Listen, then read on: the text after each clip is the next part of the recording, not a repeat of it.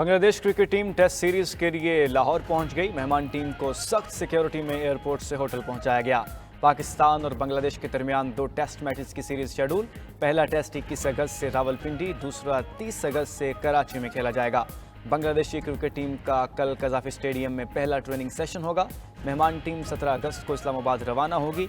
Bangladesh cricket team की क़यादत नजमुल हसन शांतो करेंगे। शकीबुल हसन, मुशफिकुर रहीम, लिटन कमरदास समेत 16 रुकनी स्क्वाड शामिल।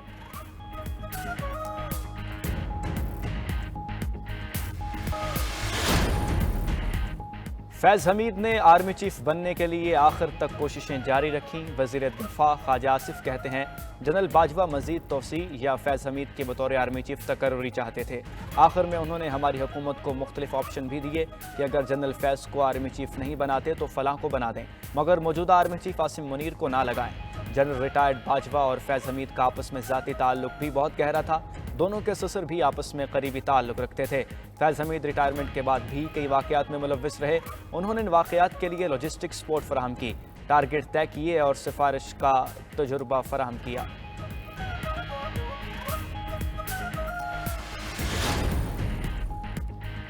फैज़ हमीद को तहवील में लेने से लग रहा है कुछ चीज़ें साबित हो चुकी हैं। ये इक़दाम फ़ौज के एहतराम में संगे मील साबित होगा।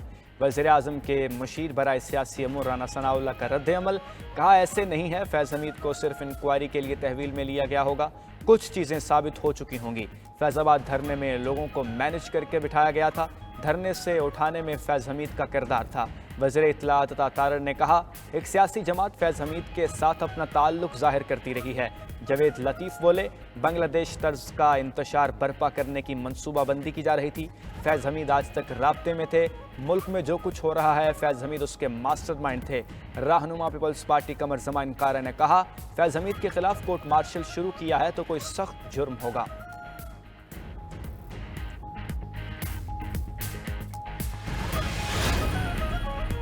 बैरिस्टर गोहर ने फैज़ हमीद के खिलाफ कार्रवाई को इदारे का अंदरूनी मामला करार दे दिया। चेयरमैन PTI ने सहाफ़ियों से गैर रस्मी गुफ्तगू में कहा फ़ौज एक ताकतवर इदारा है, इदारे का अपना एक निज़ाम और कोड ऑफ कंडक्ट है। हम इदारे के अंदर ऐसी किसी कार्रवाई पर सवाल नहीं उठा सकते।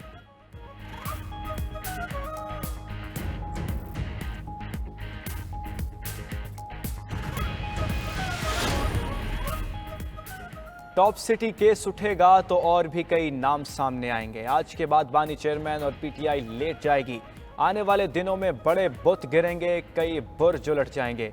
सेनेटर फैसल वाडा की 92 न्यूज़ से खुसूसी गुफ्तगू में पेश गोई, कहा जो मुल्क को नुकसान पहुंचाएगा उसका एहतसाब होगा। बहुत ज़्यादा इंतशार हो गया, अब मुल्क के लिए इस इंतशार को ख़त्म करना होगा।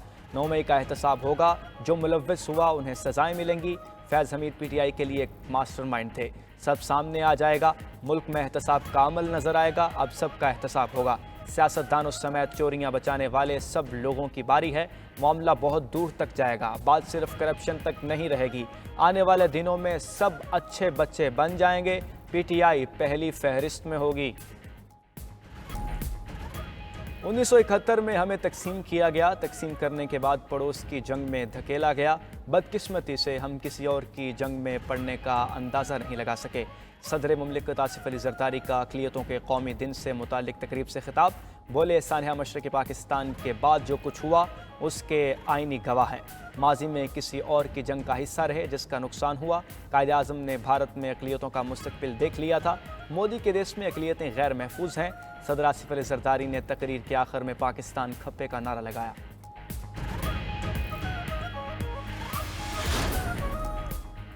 मुस्लिम लीग नून के 3 अरकान कौमी असम्बली की रुकनीत बहाल। सुप्रीम कोर्ट ने लाहौर हाई कोर्ट का फैसला कलअदम करार दे दिया।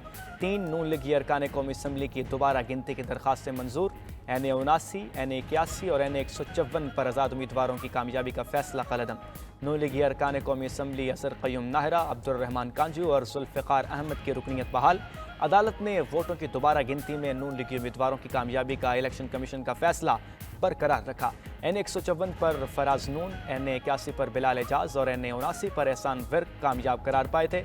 अदालती फैसले के बाद PP 133 ननकाना से राना मोहम्मद अरशद भी बहाल हो गए। सुप्रीम कोर्ट ने 2-1 की अक्सरियत से इलेक्शन कमीशन का फैसला बहाल किया। फैसले में लिखा इलेक्शन कमीशन एहतराम का हकदार है। कुछ जजेस तज़हीक अमेज़ रिमार्क्स देते हैं। जस्टिस अकील अब्बासी ने अक्सरियत फैसले से इख्तलाफ किया।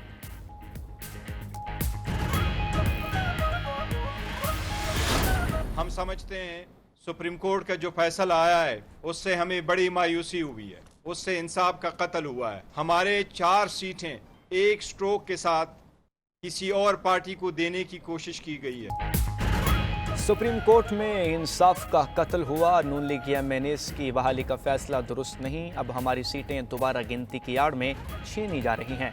चेयरमैन पीटीआई बैरिस्टर गौहर का रद्द-ए-अमल। इस्लामाबाद में न्यूज़ कॉन्फ्रेंस में कहा, अदालती फैसले के खिलाफ नजरसानी अपील दायर करेंगे। Opposition leader senate Shibli Faraz बोले, फॉर्म 47 वाले लोगों की कोई हैसियत नहीं, अवाम इनको मुस्तरद कर चुकी है।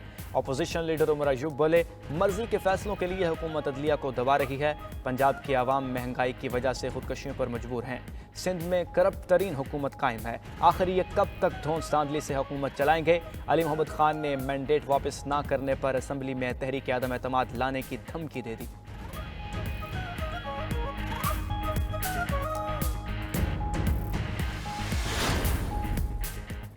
कराची में सिंध और बलूचिस्तान के बच्चों के लिए अमरीकी इमदाद देने की तकरीब। वज़ीर आला सिंध मुराद अली शाह और अमरीकी सफ़ीर डोनाल्ड ब्लूम की मुलाकात। तकरीब से खिताब में वज़ीर आला सिंध ने कहा, सैलाब ने सिंध और बलूचिस्तान के लोगों की जिंदगियां तबाह कर दी। यूनिसेफ का शुक्रिया जो RUTF की तकसीम का बेड़ा उठाया। इमदाद से ग़ज़ाई किल्लत का शिकार 29,000 बच्चों को फ़ायदा होगा। इस मौके पर अमरीकी सफ़ीर ने कहा, ग़ज़ाई किल्लत के खिलाफ जंग एक पेचीदा चैलेंज है। दूसरी तरफ चेयरमैन पीपल्स पार्टी बिलावल भुट्टो से अमरीकी सफ़ीर की मुलाकात। बाहमी दिलचस्पी समेत दो तरफ़ा ताल्लुकात के फ़रोग़ पर बातचीत की गई।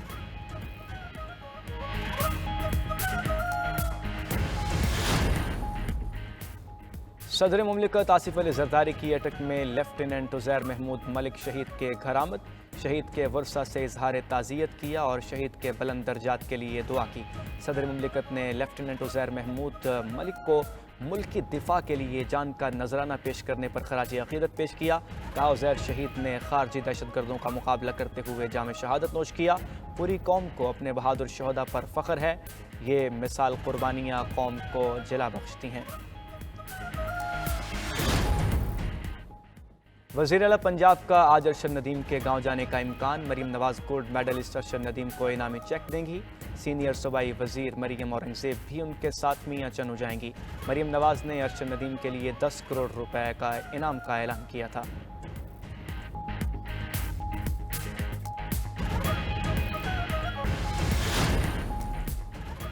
उन्नीस 1971 में हमें तकसीम किया गया। तकसीम करने के बाद पड़ोस की जंग में धकेला गया। बदकिस्मती से हम किसी और की जंग में पड़ने का अंदाज़ा नहीं लगा सके। सदर मुमलिकत आसिफ अली जरदारी का अक़लियतों के कौमी दिन से मुतालिक तकरीब से खिताब। बोले, सानिया मशरक़ी पाकिस्तान के बाद जो कुछ हुआ उसके आइनी गवाह हैं। माजी में किसी और की जंग का हिस्सा रहे जिसका नुकसान हुआ। कायदे आज़म ने भारत में अक़लियतों का मुस्तक़बिल देख लिया था। मोदी के देश में अक़लियतें गैर महफूज हैं। सदर आसिफ अली जरदारी ने तकरीर के आखिर में पाकिस्तान खप्पे का नारा लगाया।